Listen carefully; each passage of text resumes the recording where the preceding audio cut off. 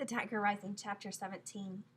The next morning, Rob was helping Willie Mae in the laundry room. They were folding sheets and chewing 8-ball gum. All night he had tossed and turned, scratching his legs and thinking about the tiger and what Sistine said, that he had to be set free. He had finally decided to get Willie Mae's opinion. "You ever been to a zoo?" Rob asked her. "One time," said Willie Mae. She cracked her crumb. "Went to that zoo over in Sorley. Place stunk." "Do you think them animals minded it being locked up?" "Wasn't nobody asking them, did they mind?" Willie Mae pulled another sheet out of the dryer and snapped it open. Rob tried again. "Do you think it's bad to keep animals locked up?" Willie Mae looked at him over the top of her glasses. She stared at him real hard. Rob looked down at his feet. "When I wasn't but little," said Willie Mae, "my daddy bought me a bird in a cage. It was a green parakeet bird. That bird was so small I could hold it right in the palm of my hand." She draped the sheet over one shoulder and held out a cupped hand to show Rob. It looked to him like a hand big enough to hold the entire world. Held him in my hand, could feel his little heart beating. He would look at me, cock his head this way and that. Called him Cricket on account of him all the time singing. "What happened to him?" Rob asked. Willie Mae bent and took a pillowcase out of the dryer. "Let him go," she said.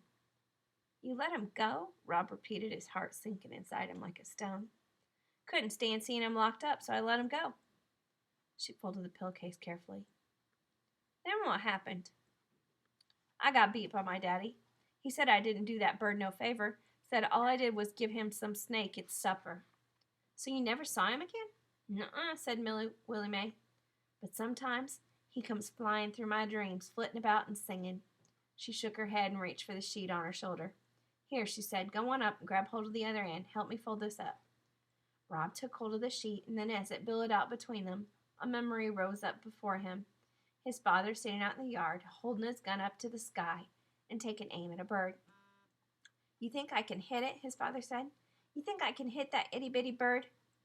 "Robert," his mother said, "what do you want to shoot that bird for?" "To prove I can," said his father. There was a single crack, and the bird was suspended in mid-air, pinned for a minute to the sky with his father's bullet. Then it fell. "Oh, Robert," his mother said.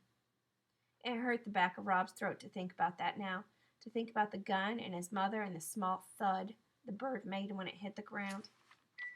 "I know something that's in a cage," said Rob, pushing the words past the tightness in his throat. Willie Mae nodded her head, but she wasn't listening.